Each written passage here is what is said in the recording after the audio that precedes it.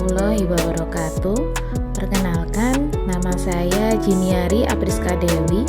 Saya adalah seorang guru di SMP Negeri 7 Jember. Saat ini saya sedang menempuh pendidikan untuk menjadi calon guru penggerak angkatan 9 dari Kabupaten Jember. Di video kali ini saya akan menjelaskan tentang kesimpulan dan refleksi terhadap filosofi Ki Hajar Dewantara. Hal yang saya percaya tentang murid dan pembelajaran di kelas sebelum mempelajari modul 1.1 adalah pembelajaran selalu berorientasi pada hasil. Jadi, ketercapaian pembelajaran di kelas saya pantau dari hasil yang diperoleh oleh siswa. Selanjutnya, dalam pembelajaran, saya harus menekankan bahwa materi harus tuntas dalam kurun waktu yang sudah ditentukan di dalam kurikulum 2013 kemarin. Nah, ternyata itu salah karena kita tahu bahwa setiap siswa memiliki kemampuan yang berbeda. Jadi bisa jadi ada beberapa anak yang tidak tuntas. Hal yang ketiga adalah waktu yang terbatas. Jadi kita tahu bahwa materi di kurikulum 2013 sangat padat dan waktunya sangat terbatas. Jadi saya seperti harus berkejar-kejaran untuk mencapai target menuntaskan materi pembelajaran. Selanjutnya, karena saya mengejar target menuntaskan materi di waktu yang sangat terbatas, saya lebih sering mengabaikan perasaan siswa. Entah siswa itu merasa senang dengan pembelajaran atau siswa itu merasa tidak nyaman. Saya kurang memperhatikan bagaimana perasaan siswa selama kegiatan pembelajaran. Hal yang juga luput dari perhatian saya adalah tentang bakat dan minat siswa.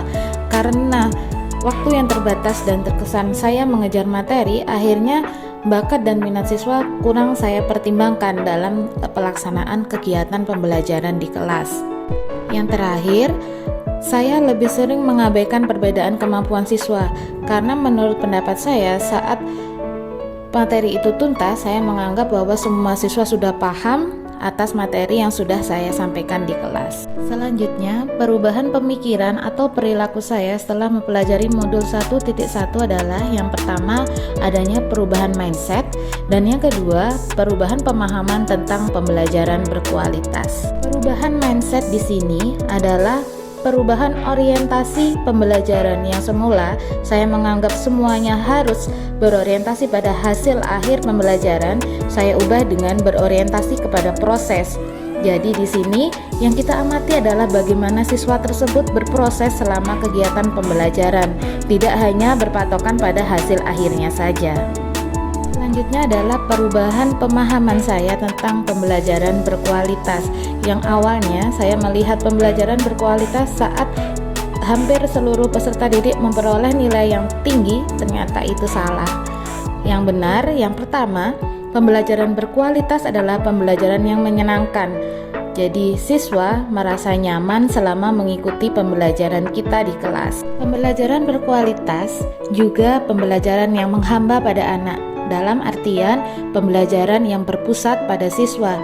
Jadi selama proses pembelajaran berorientasi bagaimana siswa merasa nyaman, bagaimana siswa bisa mengeksplor dirinya, bisa mengeksplor karakternya selama kegiatan pembelajaran. Pembelajaran berkualitas juga berkaitan dengan posisi guru, di mana pembelajaran berkualitas memposisikan guru sebagai pamong. Guru hanya menuntun siswa untuk menemukan jati dirinya.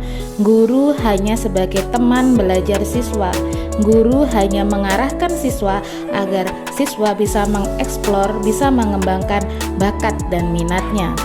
Pembelajaran berkualitas adalah pembelajaran yang sesuai dengan kodrat alam dan kodrat zaman siswa. Kodrat alam di sini adalah lingkungan belajar siswa dan kodrat zaman adalah perkembangan zaman yang dialami oleh siswa. Di dalam sebuah pembelajaran yang berkualitas, guru dan murid akan saling berkolaborasi untuk menggali dan mengembangkan potensi siswa dan mengakomodasi karakteristik masing-masing siswa, sehingga nantinya akan tercipta murid yang selamat dan bahagia.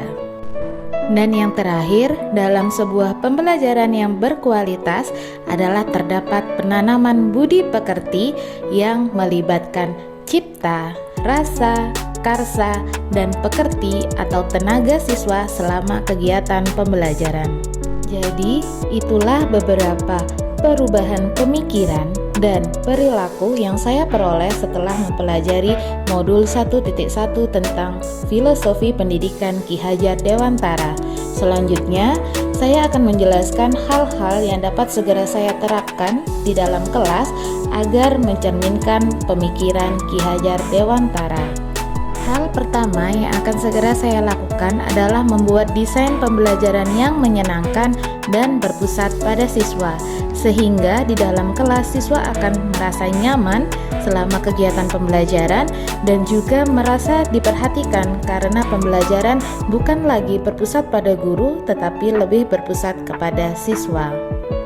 Selanjutnya, hal yang juga akan saya lakukan adalah menerapkan pembelajaran berdiferensiasi untuk mengakomodasi kemampuan siswa yang beraneka ragam dan juga bakat dan minat siswa yang juga beraneka ragam. Sehingga di sini diharapkan karakter-karakter siswa yang unik yang berbeda-beda akan semakin tumbuh dan berkembang selama proses pembelajaran.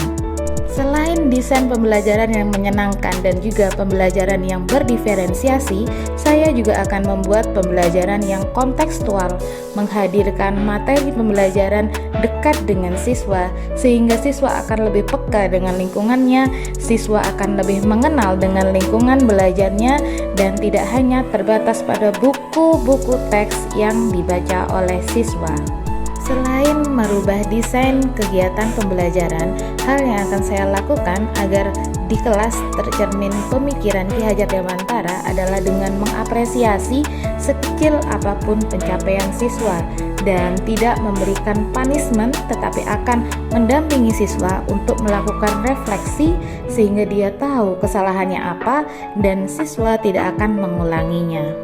Hal yang terakhir yang akan saya lakukan agar di kelas tercermin pemikiran Ki Hajar Dewantara, yaitu sebagai guru, sebagai pendidik, saya akan mendampingi siswa, tidak hanya sekedar memberi instruksi di depan, tetapi akan selalu mendampingi, menemani siswa selama proses pembelajaran, sehingga siswa akan merasa nyaman dan guru tidak sebagai diktator, tetapi lebih sebagai pamong.